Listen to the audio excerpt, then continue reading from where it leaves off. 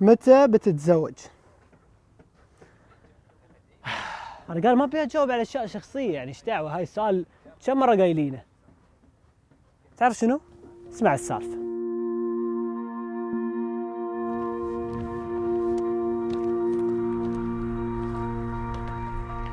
سلام. انا اليوم بجرب اني اسوق سيكل وارد على اسئلتكم.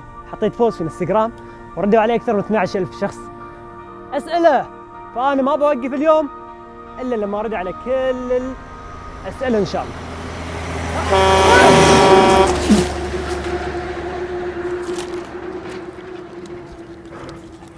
الحمد لله، فرصه.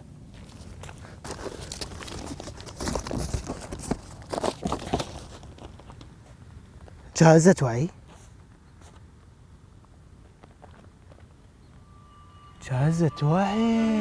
جائزة في التوعية في مجالات الصحة، مبادرة من وزارة الصحة السعودية بالشراكة مع وزارة الصحة في كل دول الخليج. الجائزة لها 4 مسارات: الفيلم القصير والموشن جرافيك، الفيديو ما تتجاوز مدته 2 دقيقتين، وعندك بعد مجال الصورة والانفوجرافيك.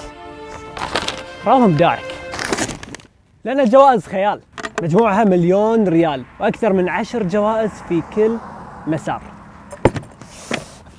ما في أحلى من أنك تنشر وعي، تحصل فلوس وتسوي مهارتك. روح الحين سجل وشارك وانشر الوعي بموهبتك. كم نسبتك في الثانوية؟ شوف، أنا عندي نسبتين، النسبة اللي في الجرايد والنسبة الصجية. والقصة اللي صارت يا جماعة أن أنا نسبتي 89، لكن مرة رحت الجريدة يا أخوي وكان جايب مجموع زين فرايح يصور حق الجريدة. قالوا لي أنت كم نسبتك؟ أنا أقول لهم أنا نسبتي 94، وصوروني وحطوني في الجريدة. يعني هاي الدقة ما أخذوها بروح رياضية الصراحة، زعلوا علي. وصلت السالفة للمحاكم، تخيلوا. اعتذرت منهم وطلعنا منها الحمد لله. هل فكرت أنك تكون نباتي من قبل؟ فكرت اني اجرب اصير نباتي، لان كلامهم فعلا هو كلامهم ما اقنعنيش خالص الصراحه، فقط للتجربه. لكن كمبدا الفيجنز لا. بس اللحمه بقت غاليه فشخ، فخلاص قررت اني ابقى نباتي. هل تجارب عمر غيرت نظرته عن الحياه؟ تجارب عمر غيرت عمر نفسه. كل تجربه تقربني الي، كل تجربه تعرفني علي. Do you rather have growing hair؟ وش اسم امك؟ اسماء هاشم الكهجي. وبصراحه اذا انت كان عندك شك انك ما تقول اسم امك لانه عيب، اتمنى انك تراجع روحك يا متخلف. عمرك جبت العيد في المدرسه؟ انا كنت العيد حرفيا. اللي ما تعرفونه عني ان انا كنت لما كنت صغير كنت وايد مشاغب، وايد شيطان، لدرجة انه انطرت من مدرستين. بس الحمد لله كبرت وهديت. لو ياك ساحر وقال لك بينفذ أمنية، شنو تطلب منه؟ ولا شيء.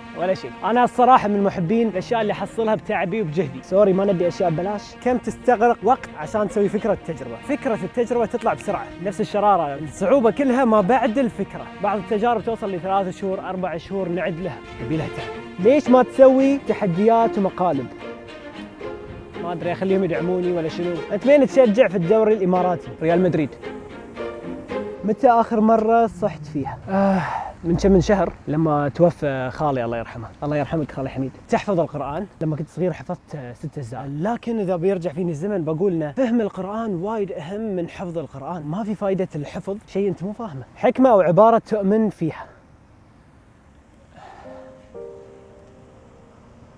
عش الحياة بلا خوف مغامرة، عشها مخاطرة، أو لا تقل عشته.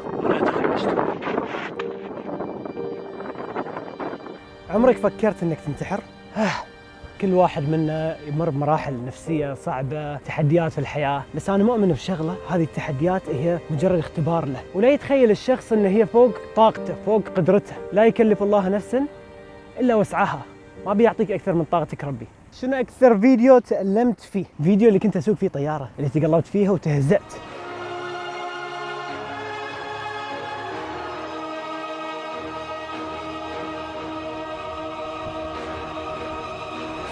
مرضت مرض مو طبيعي ليومين، بطني لوعة.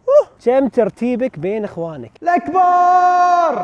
ليش ما تنزل كل اسبوع مرتين؟ اذا ابي يا جماعه بنزل كل يوم فيديو، والله مو بصعبه. لكن انا عامل فيديوهاتي عاملهم مثل اللوحه الفنيه مالتي، اعطيهم كل طاقتي، كل التفاصيل، كل البحث. الهدف ان لما اشوفهم عقب 20 سنه اقول واو برافو، احنا سوينا هذا الشيء. شنو شهادتك؟ بكالوريوس اعلام، تخصص اذاعه وتلفزيون، بروديوسينج، فيلم ميكينج، من نيويورك فيلم اكاديمي. وش اكثر شيء ساعدك البقاء باليوتيوب؟ الشخص اللي ما حبطك. تحبيط خلينا نخليه على صوب. في ناس دائما يدعمونك، وهاي بصراحه لازم اقول عائلتي بالدرجة الأولى، أمي وأبوي اللي آمنوا فيني، صديقي وأخوي يوسف الجناعي، ولد خالتي هيثم، ولد خالي هاشم. الناس ما قصروا وياي من بدايتي إلى اليوم. ما هو سر جمالك البرونزي؟ أمي دائما تقول لي السبال في عين أمه غزال. السبال تعرفون شنو بالبحريني؟ يعني القرد. فأتوقع أن أنتم تحبوني. كم مرة سافرت؟ وايد، بس في 2018 سافرت 32 مرة. وش هي المغامرة اللي ما سويتها تبي تسويها؟ أبي أجرب إني أكون مسجون، أبي أكون في السجن.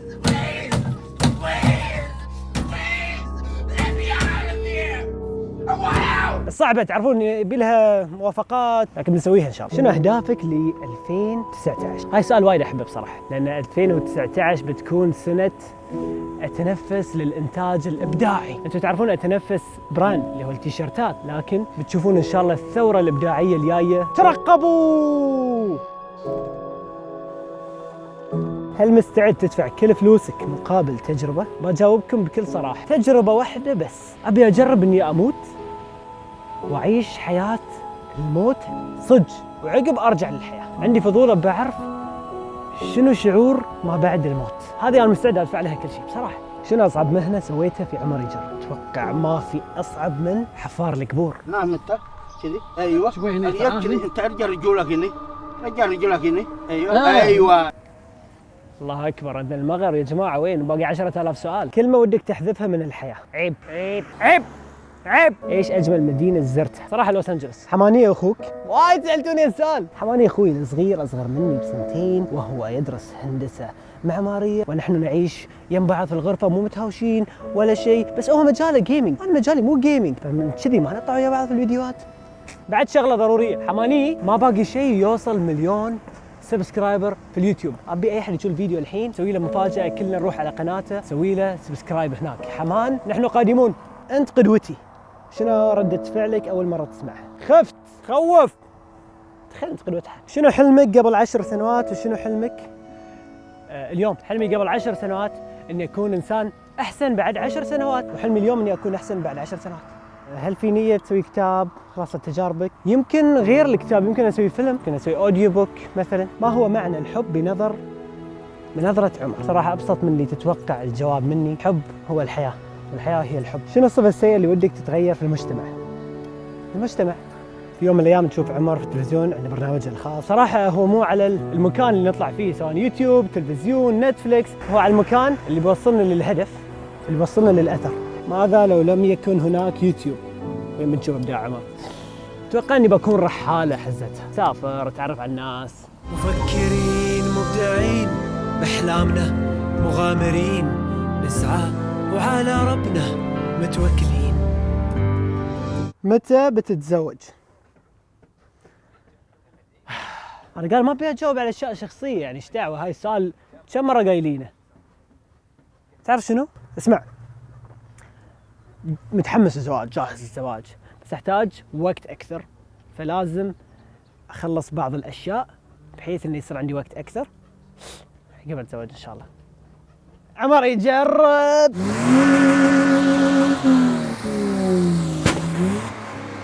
خلاص روح. تكفى يا اخي، حطنا في الفلوق. ها قول عمر يجرب عاد. عمر يجرب مع التقطيع تبي. يلا. عمر يجرب.